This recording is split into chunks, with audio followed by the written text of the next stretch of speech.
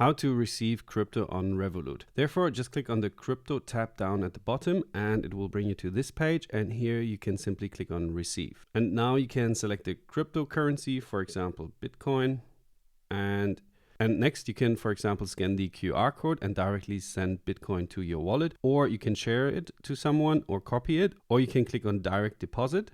And on the next screen, you can choose your account. So for example, from Binance or from Coinbase, or you can directly deposit from a wallet address. So select the one which is right for you, for example, Coinbase, and then it will directly bring you to Coinbase. And here you can sign in with your email address or your passkey, and then you can transfer money to your crypto account on Revolut. Or if you have your own wallet, then you can click on deposit with a wallet address. And here you can choose the token, Bitcoin, and you can choose the network, and then you can click on show address, and it will give you your Bitcoin address on Revolut, and you can send Bitcoin to your address. So this is how you can receive crypto on your Revolut account, in this case Bitcoin. And if you have any questions, feel free to leave a comment down below. And if you liked the video, give it a thumbs up, and see you in the next one.